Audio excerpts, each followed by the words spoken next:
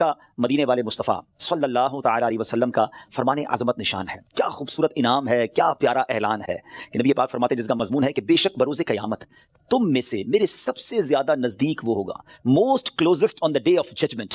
نبی پاک علیہ السلام سے وہ کون ہوگا؟ سرور کائنات علیہ السلام فرماتے ہیں جو مجھ پر سب سے زیادہ درود پاک پڑھنے والا ہوگا. یعنی درود پاک آپ جتنا پڑھتے ہیں نبی پاک سے قیامت کے دن گویا اتنا قریب ہو جاتے ہیں. تو قیامت کا دن تو مشکلوں کا, پریشانیوں کا, ڈیفیکلٹی کا ڈے ہوگا, لیکن جو اس دن کونین کے والی, شافع روز محشر, intercessor of the day of judgement کے قریب ہو جائے گا, کلوز ہو جائے گا, تو اس کے لیے تو کام آسان ہو جائیں گے نا. تو میں بھی نیت کروں اور آپ بھی نیت کریں کہ انشاءاللہ چلتے پھرتے اٹھتے بیٹھتے کثرت کے ساتھ درود پاک پڑھیں گے. اللہ پاک مجھے بھی اور آپ کو بھی کثرت سے درود پاک پڑھنے کی توفیق عطا فرمائے. آئیے مل کر محبت کے ساتھ درود پاک پڑھ لیں. صلو علی الحبیب صلی اللہ تعالی علی محمد صلی اللہ علیہ وسلم. سو مچ بلیسڈ منتھ, بہت ہی زیادہ مبارک مہینہ ہمارے درمیان ہے. Allah's noble Rasul صلی اللہ تعالی علیہ وسلم stated as regards to the holy month of Shaban, Shaban is my month and Ramadan is the month of Allah Azza wa Jal. نبی پاک فرماتے ہیں کہ شعبان میرا مہینہ ہے اور رمضان اللہ کا مہینہ ہے. تو اس سے زیادہ ایک عاشق رسول کے لیے اس مہینے کی اور کیا سگنیفیکنس ہوگی اور کیا اس کی خوبصورتی بیان کی جائے کہ رب العالمین کے حبیب صلی اللہ علیہ وسلم خود فرما رہے ہیں کہ شعبان میرا مہینہ ہے. عاشق رسول کے لیے تو یہی کافی ہے اس مہینے سے محبت کرنے کے لیے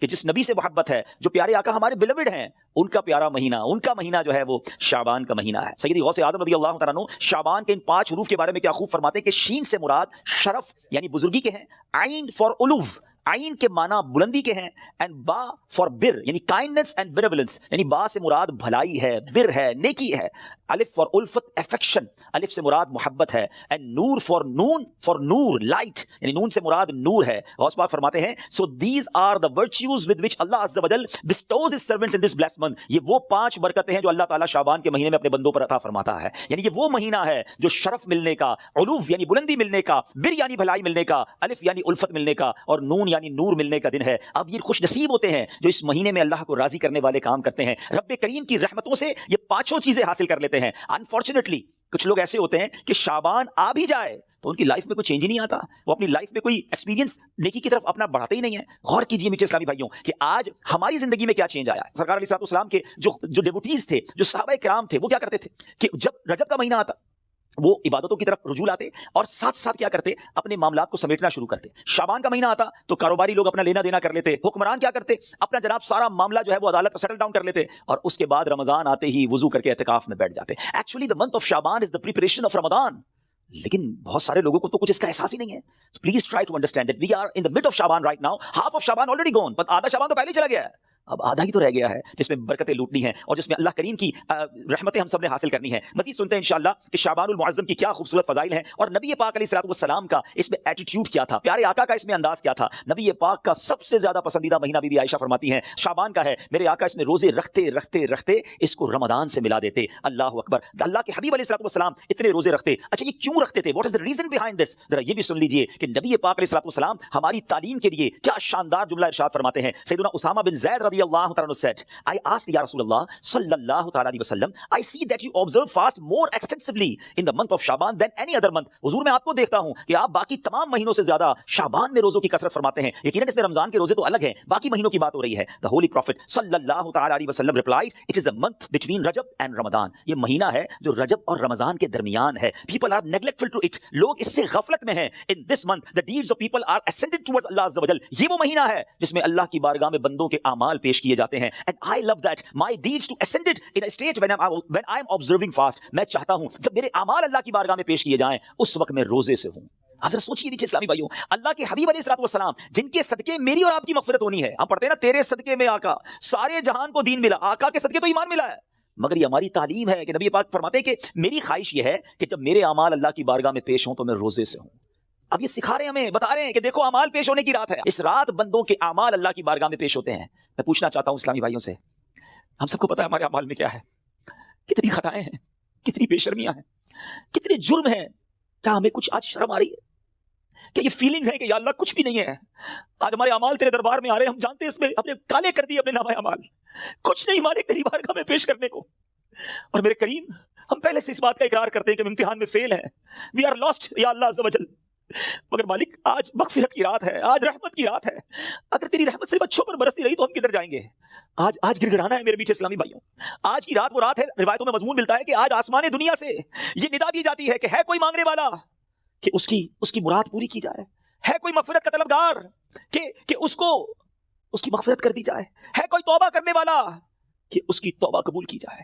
تو آج تو اعلان ہو رہا ہے نا, لیکن کیا ہم اس کیفیت میں ہیں کہ ہم اللہ کی بارگاہ میں اس طرح گڑ گڑا رہے ہیں کہ مولا بس آج معاف کر دیجیے؟ ورنہ حالت تو یہ ہے, وہ پنجابی شاعر لکھتے ہیں نا, جے میں ویکھا عملہ ولے کچھ نہیں میرے پلے, کچھ ہے نہیں, ایوری تھنگ لاسٹ. ہم نے ساری زندگی بیکار کاموں میں تو گزاری, نیکیاں کی تو اس میں اخلاص نہیں, ریاکاری. جے میں ویکھا عملہ ولے کچھ نہیں میرے پلے, پر جے ویکھا میں رحمت رب دی بلے بلے بلے. اس رات کا احادیث میں کس انداز سے ذکر ہوا؟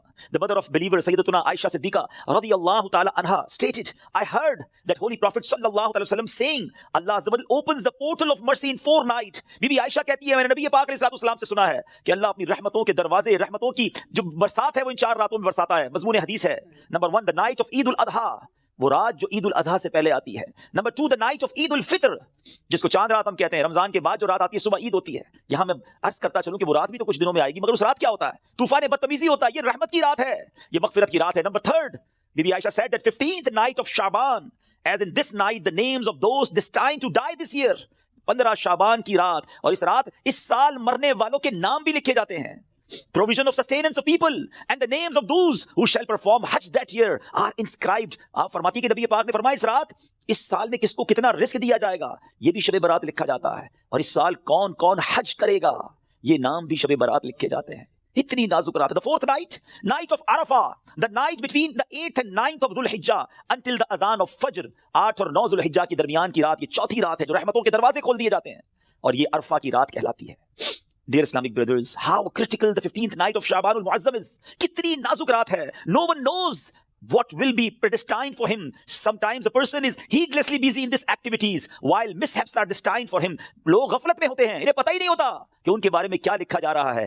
ذرا غور کیجئے. It is stated in غنیۃ الطالبین, یہ وہ کتاب ہے جو سیدی غوث اعظم رضی اللہ تعالیٰ سے منسوب ہے. غوث پاک تحریر فرماتے ہیں, The shrouds of many people are washed and prepared, but they are busy wandering around in the markets. Ghaus Pak کہتے ہیں کچھ کفن دھل کر تیار ہوتے ہیں مگر اس کو پہننے والے بازاروں میں گھوم رہے ہوتے ہیں. آپ فرماتے ہیں there are many people whose graves have been dug and ready but they are busy enjoying themselves. فرماتے ہیں کچھ لوگوں کی قبر کے گھڑے خودے تیار ہوتے ہیں مگر وہ گھوم رہے ہوتے ہیں, وہ بازار میں مذاق مستی اور جناب گناہوں میں مصروف ہوتے ہیں. ایک بات میں آپ کو بس اس جملے کے تحت بتاؤں, پہلے بات پوری کر لوں پھر میں آپ کو پریکٹیکلی بھی سمجھاؤں گا. آپ فرماتے ہیں number of people are busy laughing although the final moment of their death is approaching. کچھ لوگ ہنسی مذاق کر رہے ہوتے ہیں مگر موت کا وقت قریب آ گیا ہوتا ہے. فرماتے ہیں the construction of many houses is about to complete but at the same time the lifetime of the owners is also about to complete. فرماتے ہیں کچھ گھر بالکل بن کر تیار ہو گئے ہوتے ہیں مگر مکین جو اس گھر میں رہنے کے لیے آنا چاہتا ہے اس کا آخری وقت بھی آ گیا, اس کی قبر بھی تیار ہو چکی ہوتی ہے. اب ذرا اس کو پریکٹیکلی سمجھیے. آپ جب قبرستان جاتے ہیں کچھ قبریں تیار ملتی ہیں نا, صحیح بات بتاؤں پریکٹیکل, جو قبریں خودی ہوئی ہیں نا, جن کی بھی خودی ہوئی ہیں وہ زندہ ہیں اس وقت. ہاں تھوڑی دیر بعد مرنا ہے انہوں نے اور پھر اس قبر میں آ جانا ہے. کفن کی دکان پر جب کبھی جائے نا تو وہ کفن وہ طے کر رہا ہوتا ہے, پلاسٹک میں ڈال رہا ہوتا ہے. ایکچولی جس کا کفن طے کر رہا ہے نا وہ اس وقت زندہ ہے, تھوڑی دیر بعد اس نے مرنا ہے. یہ کفن خریدنے کوئی آئے گا دکان سے, اس کو کفن پہنایا جائے گا, اور جو قبر تھوڑی دیر پہلے گورکن نے یا ایک دن پہلے کھودی تھی یہ اس کے لیے کھودی تھی جو زندہ ہے. تو مجھے اور آپ کو پتا نہیں ہے کہ ہماری قبر خودی بھی کہیں ریڈی تو نہیں ہے, کہیں کفن طے تو نہیں ہو رہا. آگاہ اپنی موت سے کوئی بشر نہیں, سامان 100 برس کا ہے بلکہ خبر نہیں. Dear Islamic brothers, this is the very crucial night. بہت زیادہ نازک رات ہے. اس رات کتنی مغفرت ہوگی, کتنے لوگ بخشے جائیں گے. سیدنا عائشہ صدیقہ رضی اللہ تعالیٰ عنہ has reported that the holy prophet صلی اللہ علیہ وسلم said, Jibreel علیہ السلام came to me and said, this is the 15th night of Shaban. Allah Azza wa Jal frees as many people from the hell as the number of the hairs on the goats of the tribe of Kalb. پیارے آقا فرماتے ہیں جبریل امین میرے پاس آئے اور آ کر عرض کی کہ حضور آج 15 شعبان کی رات ہے, اللہ تعالیٰ اتنے لوگوں کو جہنم سے آزاد فرمائے گا جتنے قبیلہ بنی کلب کی بکریوں کے بالوں کی تعداد ہے. What is the meaning of that? میں اور آپ تو اپنے سر کے بال کاؤنٹ نہیں کر سکتے, ایک گوٹ کے, ہم ایک بکری کے بال کاؤنٹ نہیں کر سکتے. قبیلہ بنی کلب تو سب سے زیادہ بکریاں پالا کرتا تھا. It means millions, billions لوگ آج کی رات بخشے جائیں گے. مگر but he Azza wa Jal does not cast merciful sight at an infidel.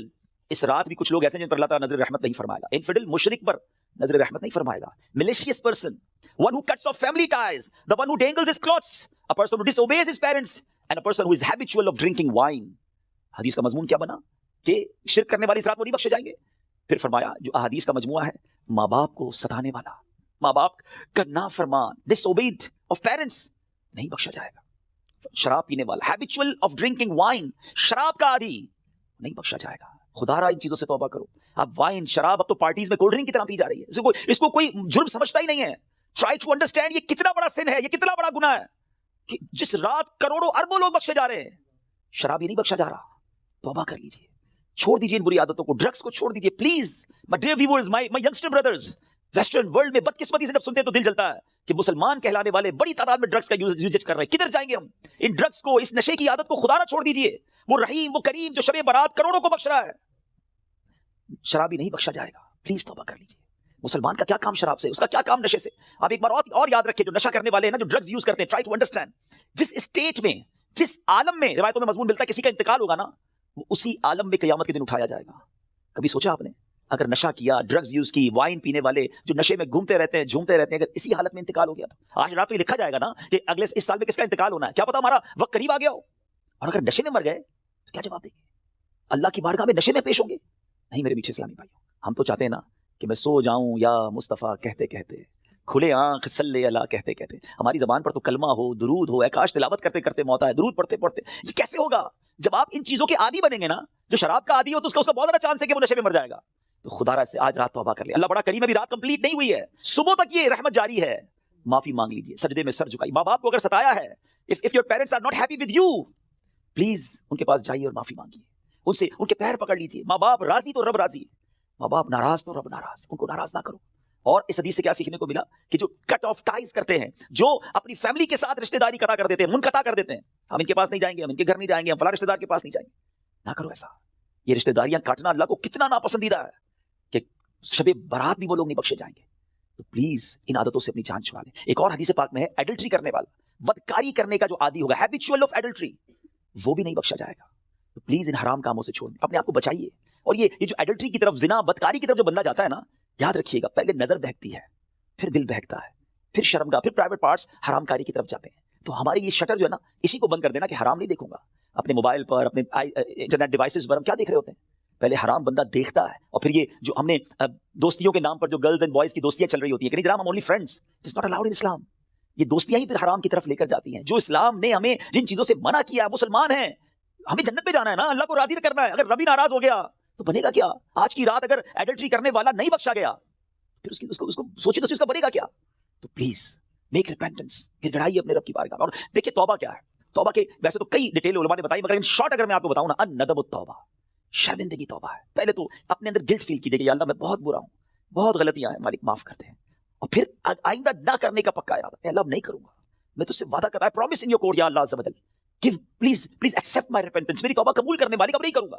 تو یہ پکی توبہ انشاءاللہ, کیا پتا اللہ کریم کی آج رحمت برس جائے اور وہ ہمیں آج معاف کر دے. بڑا بیوٹیفل انسیڈنٹ, کیا خوبصورت واقعہ, ذرا ایمان کی چاشنی کے ساتھ سنیے. امیر المومنین سیدنا عمر بن عبد العزیز رحمۃ اللہ تعالی علیہ was once busy in worship in the 15th night of Shaban. حضرت عمر بن عبد العزیز امیر المومنین تھے جس وقت 15 شعبان کی رات عبادت میں مصروف ہیں. When he raised his head, he found a green slip of paper whose refulgence was extending up to the sky. جب وہ اپنے سر اٹھاتے ہیں نا, تو وہ اپنے ساتھ ایک گرین کلر کا پیپر دیکھتے ہیں جس کا نور آسمانوں تک جا رہا ہوتا ہے. It was bearing the words, اس میں لکھا ہوا کیا ہے, هذه براءة من النار من الملك العزيز لعبده عمر بن عبد العزيز, meaning this is an order of absolution from the hellfire sent from Allah Azza wa Jal, the omnipotent, for his servant Umar bin Abdul Aziz رحمۃ اللہ تعالی. یہ اللہ کی طرف سے اپنے بندے عمر بن عبد العزیز کے لیے جہنم کی آگ سے آزادی کا پروانہ ہے. ہائے ہائے ہائے, جس سے رب راضی ہو ان کو ایسے انعامات عطا ہوتے ہیں.